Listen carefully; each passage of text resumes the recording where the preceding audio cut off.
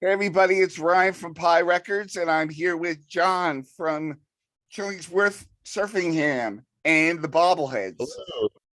How are you? Yes, I'm pretty groovy. How are you doing? Awesome. I'm glad to have you on. Always cool to have a band on with an interesting story, and I think you have an interesting story. So Thank you. first, let's talk about your main band, the Bobbleheads. Tell me a little bit about. It's kind of like a pop rock.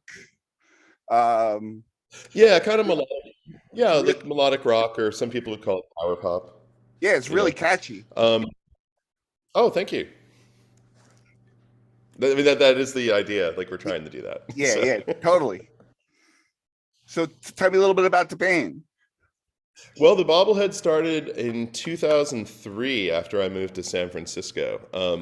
I did a solo album, but then wanted to play shows. So having a band is always more fun. So I got together with a bunch of people through newspaper ad, and the band slowly evolved over the years. And um, now we're a four-piece: two guitars, bass, drums. The other guys, Pat Ennis, Rob Harford, and Rob Jacobs, and we've done four albums now and two EPs, two albums with this lineup, or sorry, three albums and two EPs. Yeah, two albums with this lineup. So it's good. It's a lot of fun, and they're good guys to be with. And we all have, like most people playing in bands these days, like everybody has a day job, right? So like Yeah, nobody's like hardcore careering that we're gonna be the next thing on the top of the charts or something, because we're all like late 40s, early 50s dudes.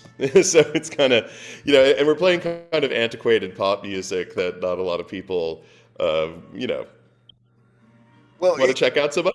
We're digging it. So, it's cool. I love uh, hearing rock bands, just a rock music, contemporary rock music that is being done today because of most of the music you hear is over processed and pop mhm. filled, and when you have like it's not the same as having a band playing rock.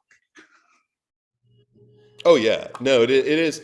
Like there is a sound of people actually playing instruments and the mistakes that can happen with that, Yeah, and the different kind of character that you get out of that can be, and a lot of modern recordings can be kind of smoothed over so much where you don't, hear that, and it sounds a little more, I mean, because I'm a big fan of anything catchy. So like to me, like I'm okay with different stuff. I mean, the guitar rock is like my favorite thing, but it is there is the thing where it is nice to hear on the radio sometimes when you hear like, oh, that's actually a band playing music, and not yeah, like, because Maroon 5, like to me they don't sound like a band because it's so produced, or it's yeah, produced in that way, like where it is. And but the songs are catchy, but it doesn't really sound like there's a band playing. yeah. So it's kind of like I like that sound too. What's interesting about Maroon 5? I was a fan of theirs before they changed their name. They used to be a band called Karis Flowers, Right. Yeah. and they sounded just like Weezer. It was a really good album. And then they went away for a Mhm. couple of years. I guess they were in high school when they made it. And then they kind of changed things up. All the same members. So I think they just added a Yeah. guy. But that was Yeah. I don't know too much about. yeah, that was a Yeah. total. No. That. I'm Yeah. sorry. Totally. Go ahead. No, no, no. No, Kara's Flowers, like I've heard like that stuff is really cool. It's more like even the first Maroon 5 album still kind of sounds like a band. Like it's Yeah, very yeah, produced, but and they've gotten further away with from that. But that's where I guess if you're trying to sell that many records, like that's where that market is. yeah, yeah. You know. And God bless them for it. They're actually making something and doing something Mhm. constructive with their time. It might not be my cup of tea, but as long as somebody's making art, I'm fine with that. Yeah, absolutely, absolutely, yeah. So I want to talk about this now. Ah, Killingsworth Surfingham. Now, yeah. the interesting story about this is that you're a school teacher, Hmm. and this is something you play for the kids? I've played, with some of the kids. I'll show the video, and they'll be like, I'll be like, oh, I was hanging out in the forest and there was this bear playing guitar, and then I'll put on the video because like when I perform as Chillingsworth, I'm wearing a big bear head and all that kind of thing, and they're like, "That's you. I can see that's you. That's your guitar. Bears don't play guitar." And the kids are very funny about it. I teach kindergarten through fifth grade music, so like they're and I've shown them videos of the bobbleheads and stuff. So like they know I play and do stuff because with the kids I do a lot of guitar and ukulele things with them. Awesome. Where So did it's very rockist. So I mean, the name comes from in high school. My choir director had a dog named Chillingsworth that was quite enamored of my dog. So he would be quite enamored of me whenever I would show up, and the name just kind of carried with me because like when you do elementary school music, you do a lot of dancing or games where the kids have to partner up.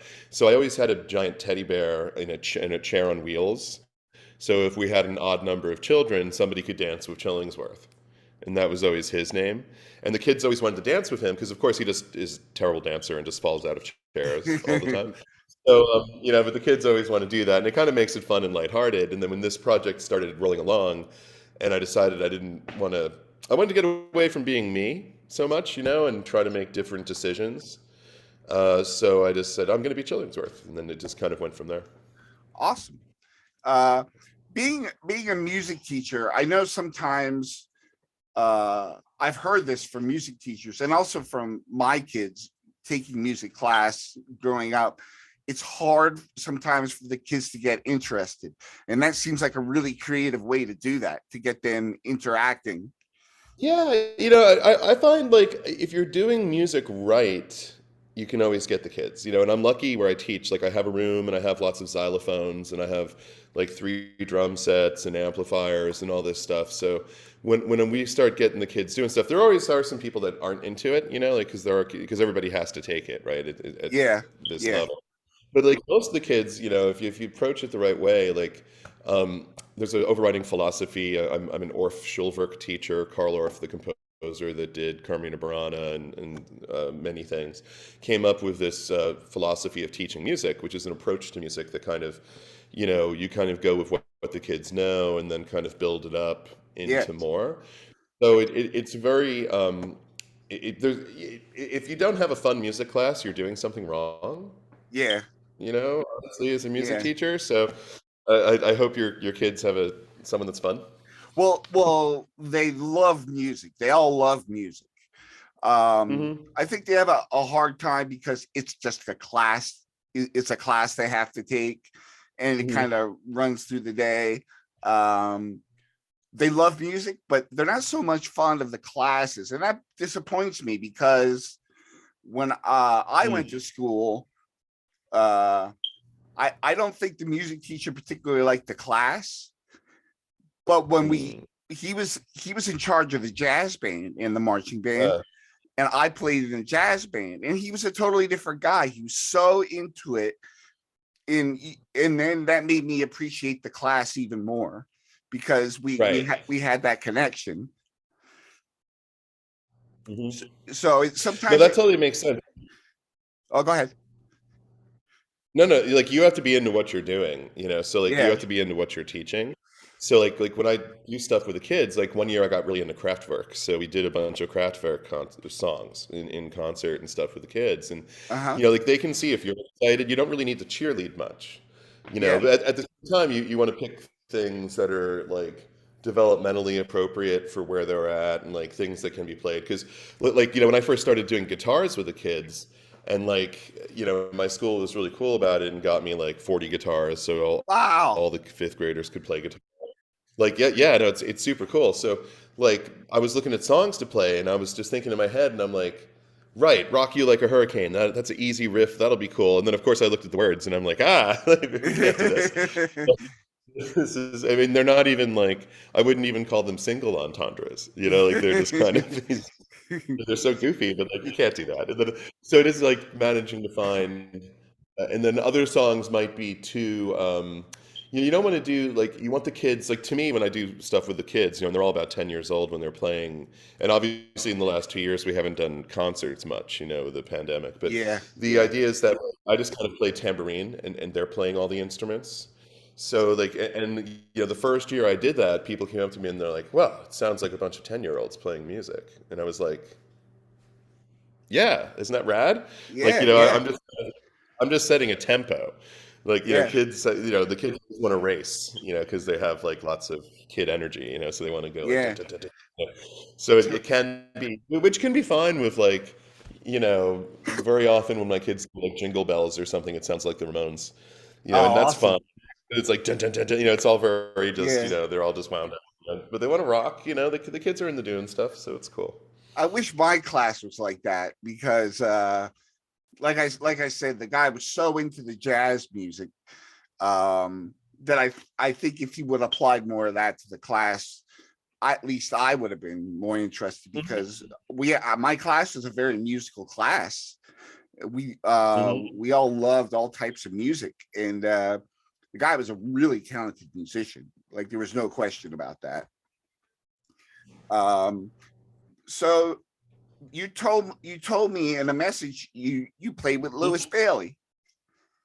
Yeah, he's. I met him at the first Chillingsworth gig. His band, the Sunnyside Five, were playing, and we played too. And then I right away I saw he was playing a Monkey's Gretsch guitar, and as a guitar nerd, I was like, "Whoa, I haven't seen one of those in years." Plus the one that I played was like kind of terrible. It wasn't a very good guitar at all. But he had his like, set up and dialed in and sounded great. And then we just started chatting. And he had just put out a surf instrumental album too. So we started talking about that. And then we've been hanging out. And then I've been sitting in with his band playing some like Farfisa organ sounding stuff Awesome. with them. Yeah, it's fun. He's a good dude. Yeah, I'm interviewing him tonight, so you guys will be on the same Yeah, that's day. what he told me. Yeah, I know yeah. that's what he told me. It was like, I made a joke to him. I'm like, yeah, if we were both on at the same time, like that guy wouldn't get a word in because like the two of us are big talkers, and Oh, Lewis definitely is like word machine. Just I can't wait to talk to him. funny. Though. Yeah, no, he's great. So, where did you get the inspiration? I know it's definitely surf music, and it's really Uh good. oh. I could tell just Yep. by both of your bands, the Bobbleheads and Chillingsworth. There's a really good songwriting element to it. Where are you picking? You're Oh, picking thank you. you're picking something different for each band. They're completely different. But for the surf, the Chillingsworth surfing hymn, tell me where like Mhm. what influences do you have for that you thought maybe you could share with the kids that they would latch on to. It's one of those things where like I try to listen to a lot of different things that are melodic, and like certainly, I listen to a lot of Beatles and Beach Boys and all that kind of stuff. But like I grew up in the '80s, you can tell the gray in my beard that Yeah, me too. like certain things, yeah, right, out of nowhere, it's like, whoa, look at that. Yeah, Yeah, so like I was into all the new wave stuff. I loved like Squeeze and XTC and Echo and the Bunnymen and Haircut 100 and Human League and all that stuff. So like that's always there, and I like things. I've always liked things that are catchy. My first albums were like Partridge Family and Monkeys records that were hand-me-downs from my older sister and her friends. I love those So like shows. yeah, and like all those songs are like really good songs. Like they're Yeah, really well written, you know, pop songs. Somebody Wants to Love You by the Partridge Family is an amazing song. It's just this really well written tune, and it's played by the Wrecking Crew. So like there's cool guitar on it. When you go listen to it as an adult, like you can hear all yeah, this craft in it. So a lot of things, like a lot of the stuff on Chillingsworth, like I'd written a bunch of like I'm the main songwriter guy in the Bobbleheads, and Chillingsworth I wrote everything. The Some of the Chillingsworth was stuff that like either the songs had a vibe that I couldn't figure out how to sing in my voice, like with my singing voice, because I'm not like a bluesy shouting kind of singer, and I'm not like a grainy voiced singer. So like there were certain kind of songs that I'd written that turned up on that I ended up using for Chillingsworth that I couldn't figure out how to sing and sound good singing it. And I'm also like mostly my voice is kind of I don't know if you could tell that I have a deep voice, but like I kind of have a lower voice, but I do have these illusions of wanting to be Brian Wilson, so Uh, which runs into a brick wall when you try to sing it and you can't, and then with some of the songs, like I had lots of just like there were three or four of the songs on Chillingsworth where I just went back to them because I couldn't figure out how to sing it, and then instead just played guitar on them, which I'd never thought of. I'd never really thought of doing guitar instrumentals. And then when I started, recording a lot of the Chillingsworth stuff was during the lockdown, and I couldn't play with my band, and I couldn't like do music, and trying to write lyrics was difficult for like, kind of, you know, either funny or like love song lyrics didn't really feel appropriate, but like moods were fine, so I kind of just would get in a mood and just start playing guitars, and that kind of took off because when I decided that I wasn't going to be me, then it became like, well, let's grab that guitar I never play and pretend to be somebody else playing guitar. And then maybe I'll hold it different, or maybe I'll hit the neck somewhere else, or maybe I'll, just approach it in a way that isn't what I normally do. And I could be like, I have no ideas. And I'd be like, oh, let me get that ugly guitar I never play. And just for this one bit on this one song, I'll just grab that guitar and hold it really high like I never do, or hold it really low like a punk guy, or just kind of try to put, make up little games for myself, I guess, I don't know if that means I'm, weird or something, but it made it fun. no, no, musicians are, uh, they're a different breed. I don't think they're weird. They're just they're all individual, and they have their own individual styles and tastes. And I fancy myself a guitar player, so I totally get, you know, the stance, the real down. Yeah, it's nice to kind of Com- it's nice to get out of yourself sometimes, yeah, because then it's like, oh, I can't do what I normally do because I'm holding this guitar so low. Like it's not, I can't yeah, do that. So I've got to do something else, and a yeah. lot of times it would just end in like hilarious laughter, when I would try to play something and it would be bad, but that's kind of fun too, that's part of the creative process, right? it, it's wonderful how you took this, and it's really really good music, and and Oh, thank yeah, it's very cool. I wish I had a music teacher like you when I was growing up, uh you. Oh, because you put in that extra effort, and I think the kids really would really appreciate that, just like full on being totally committed. Do they really enjoy the whole experience? what, yeah, when we're playing like songs and stuff, like right before break, we were working on the song "Energy" by Apples in Stereo, and I do that every year with them, and it's a great children's song. The lyrics are all like really perfect, and it works as a holiday song, because and the world is made of energy, and the world is electricity, and the world is made of energy, and there's a light inside of you, and there's a light inside of me. And then the Yeah, refrain is, it's gonna be all right. It's gonna be all right. Uh-huh, yeah. We're gonna yeah, see the sunlight. We're gonna see the sunlight. Uh-huh, yeah. And it's a great thing to have kids sing and feel. Most of the kids aren't listening to that kind of music. But the thing about kids now, like I remember when we were growing up, like I had old buddies that I was like kindergarten friends with that were more into metal, and I was all into the new wave stuff.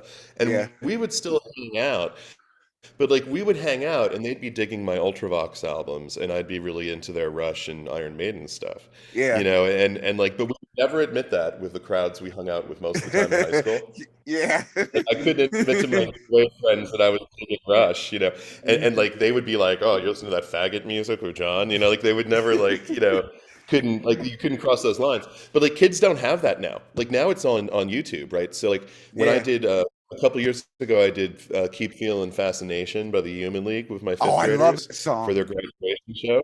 Yeah, it's great, and it works great on xylophones and stuff with kids playing those instruments. And Yeah. you know, there were two funny moments with that. Like one, they immediately when I played it for them and we started playing it and they were digging the song, they immediately looked up everything Human League on Oh, YouTube, nice. and they could tell that the Human League, because we had also done earlier in the year Obla Di Obla Da, and they can tell that the Beatles were more of a thing because everybody knew about them, and there's more of it on YouTube, more cover versions, more stuff. With the Human League, they saw that there was less, right? And the other thing, Yeah. when I showed them the video, it was hilarious because, like, in the video where the kids are playing soccer and there's the "You Are Here" dot. If you remember that video Yep. for Yep. Fast, Oh, yeah. I remember it. So Yes. I'm showing, yeah, so I'm showing them that video, and the kids are into it, and they're like, all of a sudden, Philip Oakey starts singing, and he gets to the "Hey, hey, hey, hey," and the kids are like, Yeah. "Is that a girl?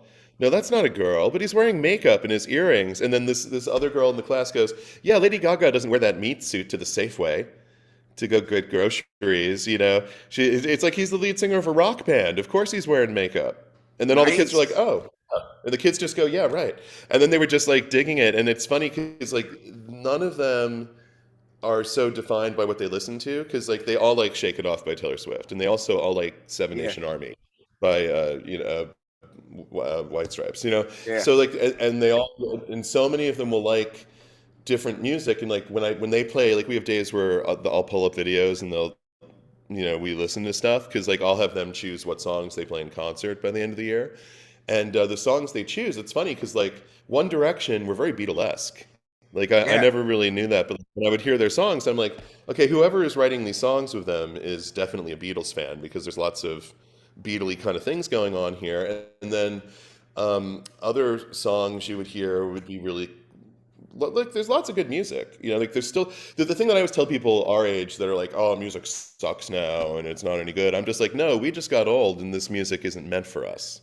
So Yeah. we don't Yeah. quite get it. But when you hear stuff like the last new stuff I listened to in depth was the Olivia Rodrigo album, which is great. Like she wrote this really great idiosyncratic album, and the first thing that grabbed me was the song Deja Vu because it kind of samples U2. It samples Sunday Bloody Sunday drums. So when it hits that chorus and it's like da da da da whap da, and I'm like, Great this is tune. weird.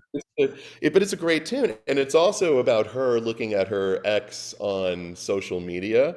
So I was like, right. So pop songwriting is great because I couldn't write that song because I didn't have the experience of seeing somebody do the same dates that I went on with the new person on Twitter or something, which is Yeah. clearly what she's singing about in that song to me. Like that's how I read it. So I was like, this is really clever and good. So when people say there's no good music, I'm like, even big hit pop music, you still have these really good singer-songwriters like her. And if you look at her like Tiny Desk concert that NPR had, like it was awesome. She has an all-girl band and they sounded kick-ass. It was so good. So it's like but at the same time, I can hear certain music and be like, okay, it's catchy, but it's definitely not written for a 52-year-old dude. Yeah. Like Yeah. it's not, but that's fine, because like when we were, my parents didn't like Echo and the Bunnymen, and I didn't expect them to, Yeah. Yeah. you Yep. know. So it's kind of, music is a big thing, and like the ability for it to be viewed, because like to me, like we don't really do like the one thing I didn't want to do, like, and I love Dick Dale and I love all the surf beat, all that kind of stuff. Like it's great, but like my whole thing was like I don't want to do that. Like when Chillingsworth plays, we're not going to do trad surf covers. So like the only two cover songs that we've been putting into our set lately have been "Do You Know the Way to San Jose," which works really great as a surf song, and then "Lips Like Sugar" by Echo and the Bunnymen. Yeah. Me, that was always a surf song because it has that big giant riff. Yeah. It's like so, and it's like it's easy to kind of push it in that direction just a little bit, more than what it was. But I always heard that as a surf riff. So like to me, like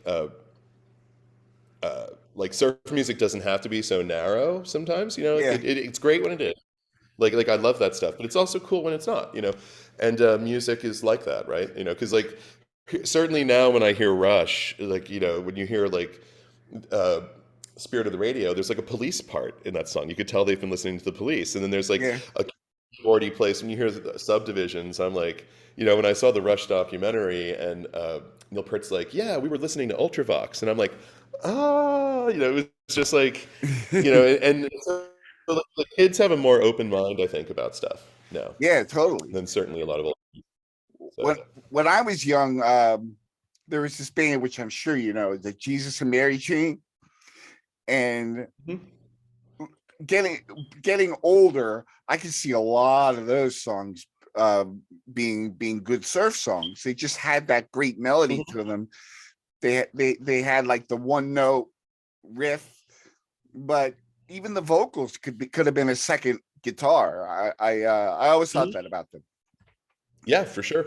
Absolutely. I mean, because it depends, like, what is your definition of surf music, right? Like, to me, it Yeah, is like, okay, clearly it's played on guitars and it's melodic. yeah, So if you have melodic, the lead melody played on a guitar, and certainly there are stylistic things like, you know, having a big glissando, like my album, the Chillingsworth album, opens with a big, because I'm like, okay, it's a yeah, surf album. We have to, I kind of want to fly that flag, kind of do that. So it's, there are certain like cliches that every genre or style has, but like so much of it goes all over the place. Like it's, I don't know. I watched Buck Owens on TV, like his late '60s TV special, and man, those guys could play. Like they were. I mean, yeah, duh. Like country musicians are always the best, right? But like his lead guitarist was just like doing like all sorts of crazy stuff that would be yeah, perfect in a surf band. And even the tone yeah, would be perfect because playing like a Telecaster and it's real snappy, yep, and it's really good. So it's that's the cool thing about music, right? Like nobody listens to only one kind of music usually. yeah, yeah, yeah. So yeah. And him and Roy Clark together, I think, like you don't always you didn't always see it on Hee Haw, but if they were on like another show promoting Hee Haw, like Yeah. they would just rip. And I remember watching Yeah. Roy Clark play, and I just like my eyes got really big. Like, what is this guy doing? Yeah, no, they were great. I mean, of course, like the whole Keyhall was supposed to be like Laugh-In, but with country music. Yeah, yeah, So eventually it got to be more Laugh-In and less country music, I think, as we yeah, went on, probably. So, but it's like it's the Buck Owens show that I saw was the Buck Owens Ranch, they call it, and it's just him and his band, and they just sing songs, and they have some corny jokes, but not too many. But it's cute because like when the show starts and they're like the Buck Owens show, all of a sudden you hear the band start to play. They play the theme song every time. So every episode it's them replaying the theme song right there on the set uh-huh, because they're playing live, and I'm like, oh, they didn't tape it. They're actually playing. yeah, It's like, well, it's a little faster on this episode. Okay. nice. Um, so the bobbleheads in Chillingsworth, Mhm. you guys you're on Facebook, you're on Instagram, you have a lot on Instagram. Where can people find the music for this in the bobbleheads? But I really want to promote this because I think what you're doing with this is very, I don't want to sound corny, but it's a noble thing you're doing the way you're using Oh. this. And I really have an appreciation for the idea about this. When I was reading about it on Bandcamp, I Mhm. was like, oh, this is a lot cooler than I was expecting. Oh, well, thank you, man. Yeah, Chillingsworth is on Bandcamp. So if you look up Chillingsworth Surfing Ham on Bandcamp, you'll find it. The Bobbleheads are on Bandcamp too. All our stuff is there. The Bobbleheads are on Spotify and Apple Music. Chillingsworth should be streaming literally any time now. It's supposed to go up pretty soon. So it'll be everywhere. Chillingsworth has a YouTube channel. So do the Bobbleheads. So we have Oh, videos there, do you and have they'll the be. class in that? No, I don't. No, you can't. The class, like the Chillingsworth stuff, is just stuff that I recorded at home. Like none of the students are on that. The only people on the Chillingsworth album are me and Rob Jacobs, who plays as Okay. Percy Surfingham Uh-huh. on the album. Yeah, you can't really show videos in public of other people's children. Yeah. Yeah. So like there are Yeah. no like I have videos that I can send to like friends or whatever to say, hey, look what my kids are playing, but like they're not for public Yeah. consumption. It's there are some fairly strict rules about that. Oh yes. We have that in my son takes karate, and we Mhm. had to sign a paper when he signed up, is we promote the school and all the philosophy, and we use the kids doing their exercises in forms, and is it okay if we use pictures, and some Mhm. parents say yes and some parents say no, Right. and then they got to take that into account, so I get it. Yeah, no, that gets hard to do if you have a class of like 40 kids all playing instruments. It's Yeah, hard to You know, I tried buying animal masks once, just like those little paper ones. So I had Yeah. all the kids wear masks. I tried to do the video, but that kind of messed up with the singing because there wasn't like a big enough mouth opening for the, you know. So yeah. So and those are the place. What was the other place that I should say, Greg? Shop.thebobbleheads.com Okay. and shop.killingsworth.com. Shop.chillingsworthsurfingham.com will be other places where you could find stuff. Because like we did a vinyl of the Chillingsworth album, and Oh, wow. we've been hand coloring the cover. Nice. So it's like a limited edition. So we've been doing that. I didn't realize you guys were so into vinyl until you know, because you had asked me to do the podcast, and then I started checking out your podcast. And after I had sent the CD, I was like, oh, they're really into vinyl. Oh, I Yeah, should have said totally. something. But that's okay. Yeah. Sometimes when I'm working, it's good to have a CD because then it plays straight through, and I don't Right. have to Yeah. flip it all the time. Um, Hmm. Hmm. my ears prefer vinyl, but Hmm. it's not the only thing I listen to. You can't listen to Oh a yeah. vinyl No, I in your mean, car. yeah, no, for sure. I mean, I love my records, but it's true. It is like most of the time I'm listening to music on my phone or on the Apple TV or Yeah, you or just somewhere like that. And it is or you're in your car, right? And if you're in your yeah, car, you're not able to. I mean, I've seen some old like I saw an old Maserati and like an old Avanti that had like a little record player that would pop out of the yeah, dashboard, and you could put a yeah, record on and stuff. But I just keep thinking like the moment you hit a bump, like your poor yeah. record, it's just gonna be The needle, scratched it's up. like, Yeah, um, yeah, it's not gonna sound good, you know. Or if you take a turn too hard, I guess could be yeah. good too. It's funny now. I bought a truck. It was a 2021.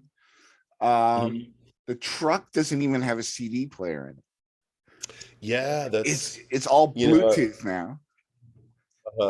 Yeah, the my car, I have a GTI, and when I got it, I couldn't find the CD player because like the little strip that looks like the CD player in the stereo is actually a thing for like hand proximity because different menu Oh, items pop on the screen when you put your hand oh close to wow. it. So and then I found the CD player is actually in the glove box. They kind of stashed it away in there, and it's just a single CD player. And I'm just like, huh, that's funny, you know. But sure enough, you find yourself not using it that much. And when I was looking at new cars, you know, it's all like wireless CarPlay Yeah, or Android Auto, or you just kind of throw your phone into this like shelf, and then everything just works. yeah, You know, so it yeah, is. But the thing I did about records, like there is a certain sound that I'm used to from growing up with records. I think yeah, mostly, and also like I find when I put on a record, it becomes like an occasion unto itself in a way, like where I'm more actively listening for that 15-minute stretch of times. Because I yeah, know as a teacher, we always, you know, you always do your lesson plans in like 20-minute increments, which is because you don't want to be hammering away at something for like too long, because that's yeah, not a really effective way to impart information to people. So like having a 15 to 20 minute chunk of music, and then you have to get up and you can get a drink or whatever, you know, and then you flip it over and you've got the album to listen to. So like my record player at home is a 1966 Magnavox Astrosonic console stereo, uh, which is, you know, debatable. It's not like the most hi-fi thing in the world because it's kind of like a record player. It's very thumpy. But like as a kid, like the record player I always had was a Magnavox console stereo in the basement. So like when I would play a Partridge Family record on like a nice stereo, all of a sudden it sounds like, you know, when I play it on this thing, it's like super bassy, like, yeah, you yeah, know. So I know it's not the most hi-fi experience, but at the same time, when I'm listening to a record, I'm more actively listening. yep, You know, there's also that whole romantic notion too that like you better like it now because like you're degrading the record every time you play it just a little bit, you know. So yeah, it's like right now, this moment now is the best it's gonna sound, and it's never gonna sound better. yeah. That's awesome. So when everybody listening to this podcast goes and buys the Chillingsworth vinyl, just remember whenever you play it, that's the best. Awesome. Is there anything that you wanted to mention that you want to make sure we talked about before we sign off? Anything else to add? You know, I hope everybody's doing as good as they can. It's been a weird 2 years, but music is always great to make things better, you know, and be nice to your dog. I guess, if you got Nice. one, or cat. Yeah. You know, Awesome. there's a whole, yeah, it's been, I'm really happy that the people that have gotten into Chillingsworth have, and they've been digging it, and it's been a lot of fun. And thank you for inviting me on your show.